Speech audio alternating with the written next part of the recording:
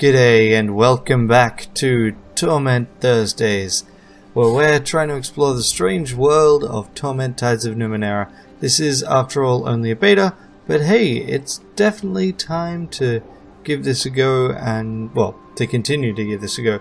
Last time round, we were playing with the actual companions. I realized we hadn't spent any time talking to them. We had some interesting, if tragic, revelations about Rin and her backstory, and maybe I figured we should talk to some of the other companions, like Eratus and Alagern here.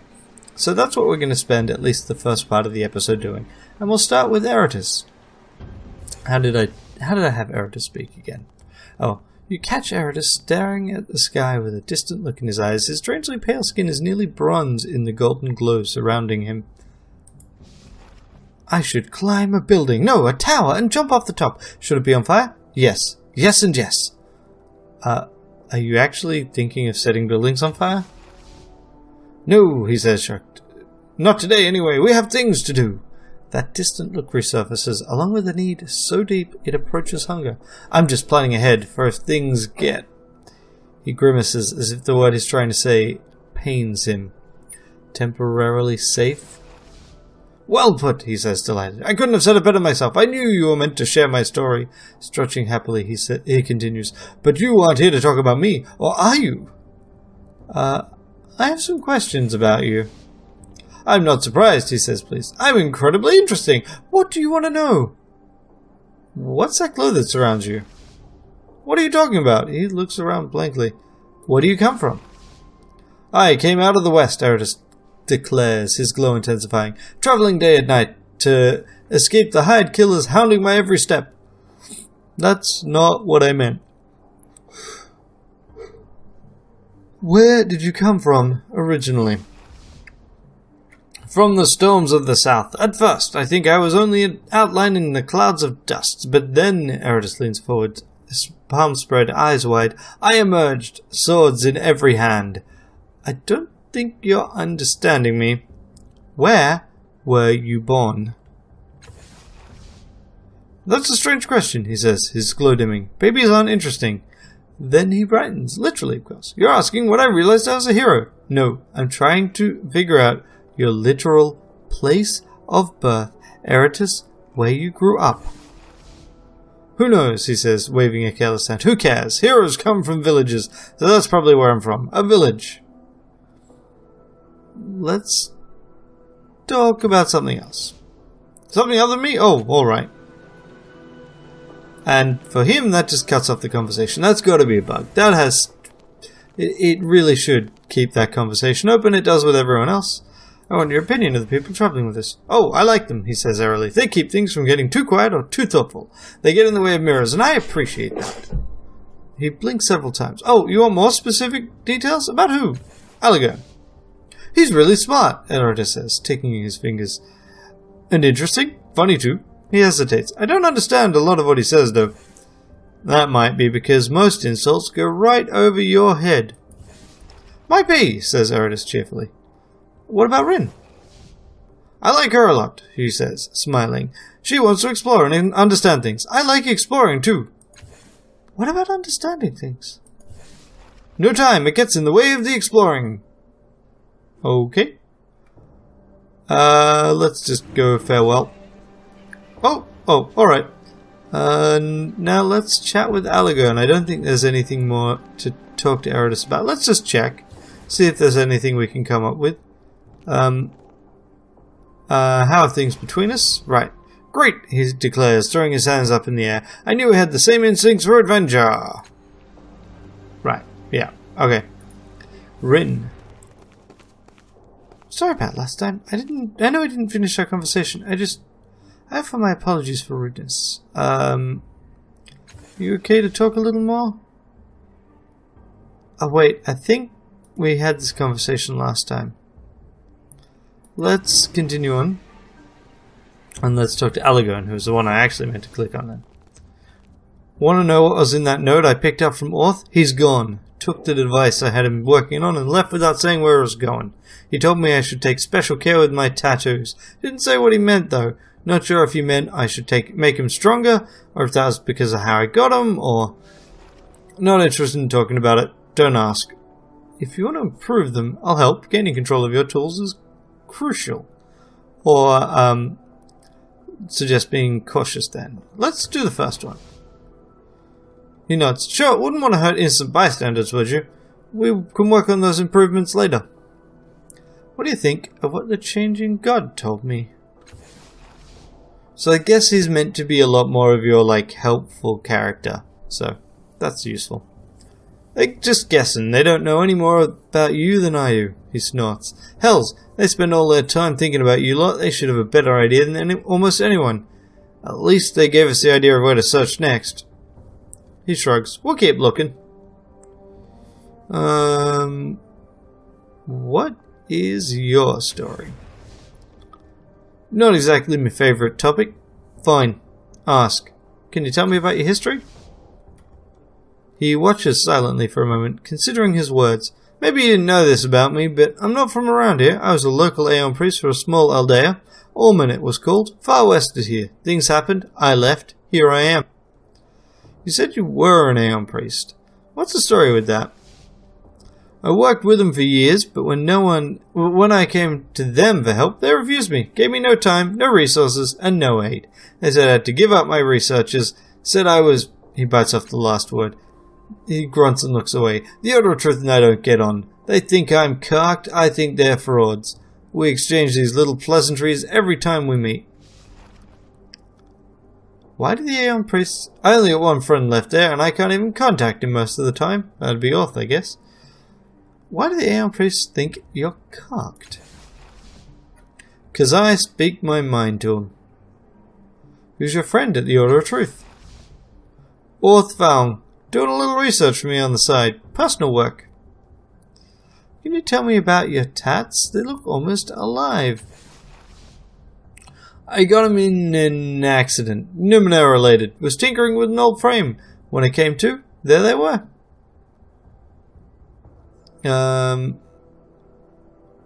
Let's go with this one.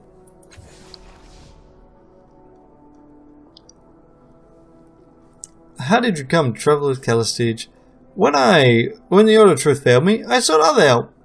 Calistege was known for finding things, so despite her reputation for being unreliable, I approached her and accepted, provided I help her find a way to achieve her transcendence. His eyes went far away for a moment. She seemed so kind at first, but when it became clear neither of us could help the other, she became cruel and spiteful. Don't know why I stayed after that, or why she stayed with me. Habit, I suppose. Did you and her have a relationship? He grunts. If you can call clawing and scratching at each other a relationship, then I suppose. It was pleasant at the beginning. Needed solace, and she needed validation, I suppose. But when I failed her, she grew bitter and cutting. You never heard the end of it. She used her words like a whip, and she cut me down to the bone. I had other questions. What do you reckon about the people we're travelling with? Who? What about Eridus? He's certainly animated, more than a little exhausted. Have no fear. If you collapse on the ground, I'll carry you gently onwards, like the frailest of blushing maidens. Well, there's another image I'll never get out of my head. What do you think of Rin? You know, I don't think we should be looking after a child. We're going to go through some dark places. Let's talk about something else. How are you holding up? As well as can be expected. You've got plenty to do, so... He waits, eyes guarded. I want to ask you about Sega's Cliffs. Haven't got much to say about the place. Moved here because I needed to. But it's a sewer. I hate it. How's that for a thought? Been my home since I came here and I can't seem to escape it. Okay. Well, why don't you leave? Why don't you mind your own business? I want to talk about you again. Does that offer us anything new? Nope. That's all I wanted. Let's continue. Well, that actually took less time than I expected it to. Thought there'd be more to it. Maybe we should see what Rin has to say. I think I started that conversation again. Let's just say, how are you holding up? I don't know what I would have done if you hadn't come along and saved me. I don't think you'd be alive anymore. I think about that a lot. I don't know how to thank you for it. It's just something too big to thank someone for. And that's about it. I mean, I can ask her the same questions, but I don't think it's going to have the same drama. Have we investigated these yet?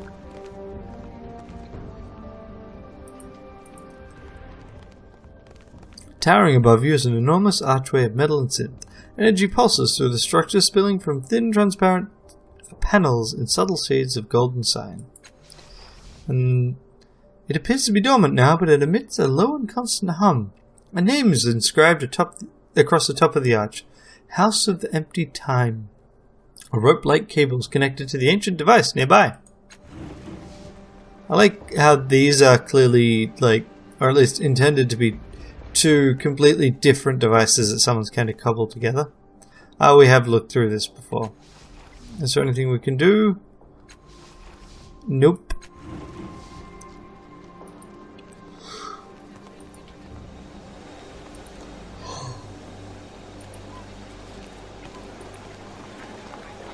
Alrighty. So basically we need to talk to people. We can talk to this shop owner, but that's mostly for a quest that we don't have yet. Let's just check a couple of other bits. There's nothing over here. But what I think I'm going to do is go back to Caravanserai and see if I can talk to people there.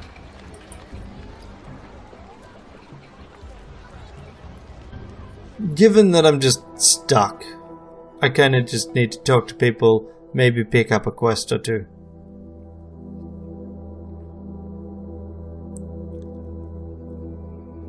But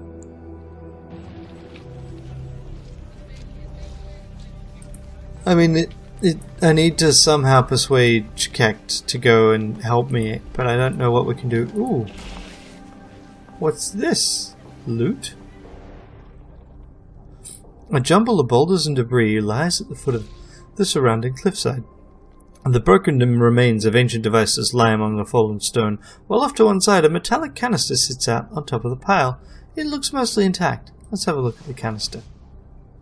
Leaning over you notice the canister is hollow with an opening in the top providing full access to the interior. A quick glance reveals it's empty. While most of the canister is relatively intact, a small part of its exterior wall has been prized open, exposing delicate mechanisms. Let's salvage what we can. Eratus has 40%, 40%, 40%, 55%. So let's have her do it. Nah. Oh well. We failed. You attempt to get more of the device's interior via the panel, but it just as the panel comes free, several of the components fall out and disintegrate before your eyes. Nothing much of value remains after that. You recover a few interesting components and a decent amount of shims. So we got some money. That's fair enough. You notice a slight gleam as some of the light hits some of the rocks at just the right angle. You lean closer. Tiny mechanical devices are embedded in the rock. A quick search of the rest of the pile reveals that only a small percentage of the rocks are more than they appear. Try putting the rocks in the canister? No, nothing happens. Let's try to smash the stones. So, we are easily the best at this. Wonder why. Because we're specialized in smashing, and we've got the direct approach. So, we can just basically... Oh, and in fact, for free, we can just have a 90% chance. We could do both of these, but I don't think we're going to. We're just gonna... Why bother drain the pool? 90% chance is practically guaranteed. Gather up all the stones you can find with machinery close to the surface and set to work. Soon you have a tidy pile of components that should serve as shins. Okay, so we got some cash. Can we do anything with this machine? Nope.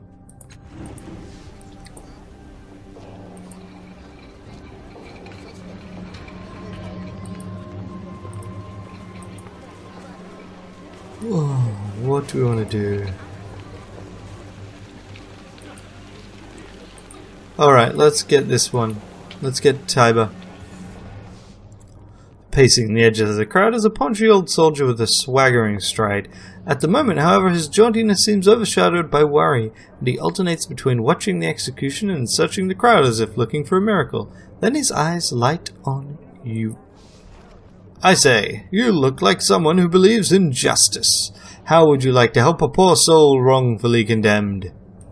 What kind of help do you need? I don't need anything, but my friend here on the platform is dying. The nightmares his executioners have induced in him spill from him with every word he speaks, and they wrap around him like a snake. He glances at the execution. I know there are but a few strands around him now, but in a few days' time, they'll choke the life out of him. I can't imagine a more horrible way to die. He pauses. Well, that's not true, but I have an imagination that would shame a sailor. You'll need to be swift and willing to hold out justice above law. But there is a way to save him if you'll hear me out. Who are you? Captain Lunken Tiber, retired, he says with a bow. Extremely retired. Once a soldier of fortune, now it's plaything. He takes another look at Reese. But my story can wait. Saving Reese's life comes first. Why is your friend being executed? A misunderstanding, he says, waving a dismissive hand. Reese and I were hired to deliver some expensive brandy to an out-of-town buyer. He breathes a sigh, weighted with disgust and regret. Would you believe that the bottles were stuffed with state secrets? Reese was accused of selling information to the enemies of Sagas Cliffs. They called him a traitor. It was a travesty, he growls, eyes blazing with righteous fury. The poor lad had no idea what was in there. But you did, right? Well, he says, starting the arrow of your shoulder. There's a place for talking about what I know and what I... This isn't that place. He clears his throat. If you're part of the scheme, why aren't you up there with him? Luck? I was taking a piss when they came for him, went through the back window and scampered up to the roof. I watched poor Reese being led away from my hiding spot. So I'd get him free. I hope it's a promise I can keep. Why are you helping him? Is friendship not reason enough? Then his shoulder sags and hang up. Actually, truth to tell, there's more to it than that. I'm partly to blame for him being up there, and guilt's a strong motivator, eh? I want to talk to your friend. Are you mad? It's an execution. He's surrounded by levies. They won't let you near him. Even if they did, he's out of his head. You'll get nothing but gibberish from him. I still want to try.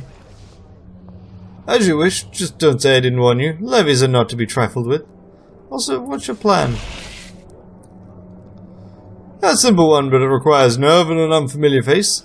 It'd be nothing for someone of your noble demeanor to masquerade as a city official and ask the council clerk for an archived copy of an old stay of execution. Once you have it, I'll write out a fresh one, add Reese's name, then we'll present it to the overseer here, and poor Reese will be set free. Spreads his hand. There you have it. A foolproof, risk-free plan.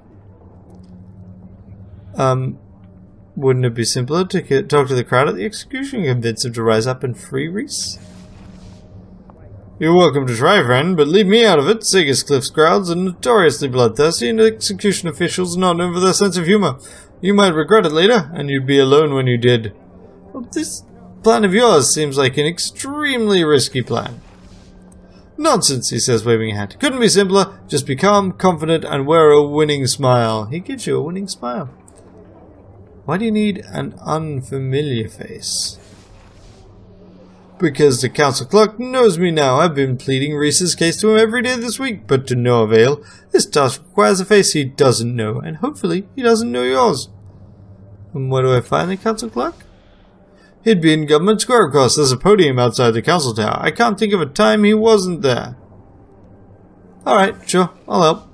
Excellent, then you'll need the proper story and a badge of office. Fortunately, I have the first, and you can buy the second from Sengalin, the clothing merchant in Government Square.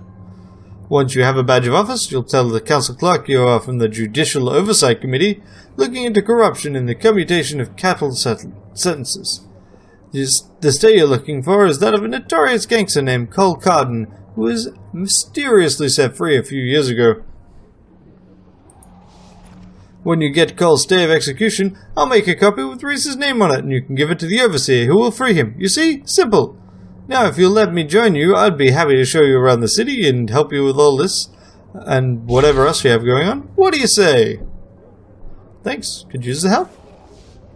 It'll be my pleasure, but let's hurry. There's not a moment to lose. Reese doesn't have much time. Okay.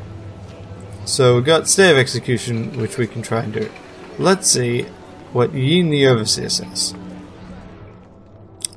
A stout middle-aged man stands atop the execution platform. He wears a badge of a city official and a fringe of dreadlocks that hangs down to his shoulders. Please stay back with the others. I'd like to talk to Reese. He snorts. Impossible. No one speaks to condemned. It's against the rules. Farewell. Actually, I'm not going to try that persuasion, and this seems like a silly way of doing things. I mean, I could try some of this stuff later. But this whole execution method is really strange. And, yeah. Raise the hands as if from the sea of blood and climb for the houses of the sun. Why is the sense of it hidden from me? Horrified man. Intrigued woman. Intrigued woman. This woman listens intently to the ravings of the man on the nearby dais, hanging on every word. She gives you a hesitant smile. Can you understand it? I know speaking great wisdom. If only I could decipher it. Why is everyone watching this? She showed us most are only thrill seekers and the morbidly curious, but some of us gather to hear the words of the condemned. They're said to contain the most sublime truths, for they are born from the dreams of death. We listen and try to understand their meaning. What exactly is happening here? An execution. She gestures towards the man on the dais. They put the condemned into a trance, and he speaks of the wondrous things he sees.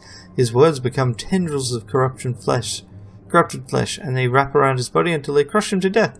Then the devourer of wrongs eats him. What if I told you he was innocent? That would be terrible, wouldn't it? But his words seem so wise. Even if that were true, if wisdom is gained from another man's pain, can that be called wisdom? So you'd stand by and let an innocent man die just to gain wisdom. Let's try that. She presses her lips. I don't know, that would make me appear heartless, wouldn't it? To tell the truth, I still want to hear his words. Doesn't matter. He's going to die no matter what I do, and what he says could be important. As important as an innocent man's lives, it helps me save him. Wisdom can be gained without harming another. The woman hangs her head. You shame me, friend. I have put my lust for knowledge before a good man's freedom. That's not the path to enlightenment. Perhaps your way is. I will do this. Justice. I'd say something, but who would listen? Let's try talking to the crowd. I didn't anticipate this was a thing. No crime deserves such punishment. How can this be allowed? What exactly is happening here? A waking nightmare, though they call it an execution. The unfortunate victim's put into a trance that forces him to speak his nightmares. His words spill out to him as a rope of flesh, which is wrapped around his body until it crushes him to death. He shakes his head. And the indignity doesn't end when the poor wretch finally dies, for the devourer of wrongs eats his flesh. Why is everyone watching this? They're animals. They find pleasure in cruelty. The horror of it will deter others from crime. Utter nonsense. The punishment for bad behavior won't change a man. Reward for good behavior is far more effective. If that's what really mattered to authorities, this is far more than spectacle and So this is nothing more than spectacle and amusement for the masses, if I had any courage. What if I joined you? Together we could give the city's authorities what they deserve. Well, you're right, this practice needs to be stopped. Join me and put an end to it now. He looks at you frightened. End it? You say we should interrupt the execution? Even you said punishment should not be allowed, did you mean it? Can a just man sit by when injustice is the law? 75%. Ooh. Is this just an easy check? Elocutioner. He gets a minor bonus. Well. So, like, everyone gets a minor bonus on this. But I don't have the pool to spend. Allegan doesn't have the pool to spend. And, yeah. You know what? I'm going to use up Eratus. He's totally going to be good at persuading people like this, right? Oh yeah. Success. My friend, I'm a coward, I always have been. But you're right. If a man does not stand by his beliefs, what is he? I'll do it. Let him go, let him go. Wow. Okay. I didn't actually anticipate that was a valid approach. Excited, unmoved, horrified, intrigued. So it's going to be those ones that we want to talk at. This woman stands at the back of the crowd, arms crossed, eyes cool, as she watches the slow execution. Unlike the others, she's also watching the people in the crowd. If you find it depressing, if you find it depressing, why are you watching? I was just walking by. Don't know why I stopped, really. Something in a manner makes it feel like it's more to that. You stopped because you wanted to do something. You want to be the one to make a difference. She stands up straight at me. But what can I do? I'm a nobody. All I can do is watch. Many in the crowd are ready to act. They outnumber the levies 4-1. All you have to do is lead them. She looks around at the others you convince and seems to gather up the courage. You're right, something must be done. With numbers on our side, we can do it. She steps forward. I'm ready. Let's end this. Silver increased. Man, I mean, this character doesn't actually have any particular talents in that direction, but she's definitely willing to try.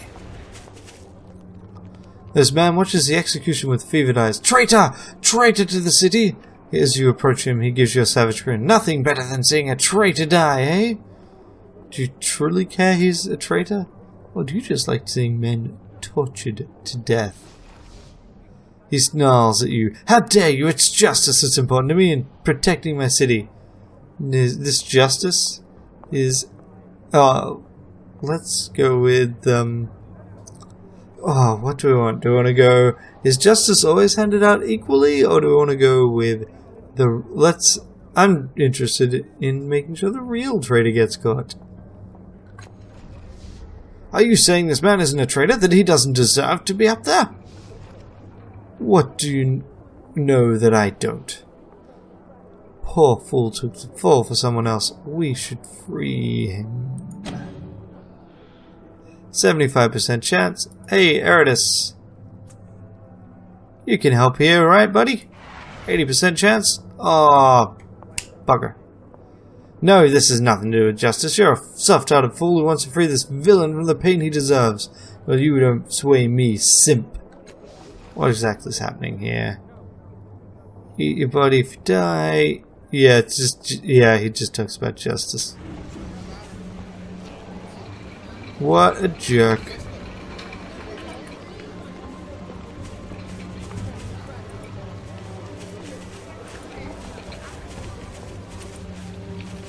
Please, friend, make your move. Here we go. What's going on here? A prisoner, Reese of Flatwater, is being publicly executed as a warning of all who would flout the laws of Seagus Cliffs. What would it take to free Reese? The only thing that could free him would be a pardon from the council, and for a luckless nobody like this, that's about as likely as me growing wings. What is Reese's crime? Treason. He sold state secrets to the enemies of Seagus Cliffs. Let me ask you something else. Who are you? I'm Yeen, overseer of the capital punishment, charged by the council with organizing public executions and making sure they run smoothly. Well. Nope. Let's start the levy. This man is large and broad shoulders, and his steel armor is painted with the silver and indigo colors of Seagus Cliffs. He seems to be an ordinary soldier or constable of the city, too ordinary perhaps. As you scan his face, you see that his features are plain, forgettable, almost generic. Not only that, his eyes are a little too large, his smile too firmly fixed on his face. Are you with the city watch? You must be a stranger to the city, perhaps one of those autochthonous tribes from along the frontier. Allow me to welcome you to Seagus Cliffs, visitor. I am a levy. You may rely on me and others like me for protection and assistance at the discretion of the council and the slave families. I'd like to go up on the platform. I'm afraid that is not permitted during an execution. If you wish, you may appeal to the authority in charge. Examine the levy carefully. They are super average and they have a smile. Okay. What is happening here? An execution for treason ordered by the acclamation of the council. The condemned man is guilty of selling state secrets to a foreign power. Fair. Well, so how do I make my move? Like, seriously. Is there someone else I can chat to? Along here?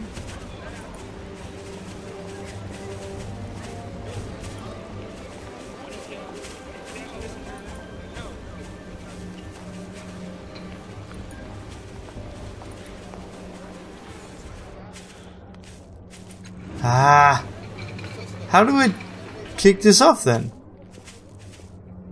I still want to talk to Reese. I don't want to do that. I want to threaten him.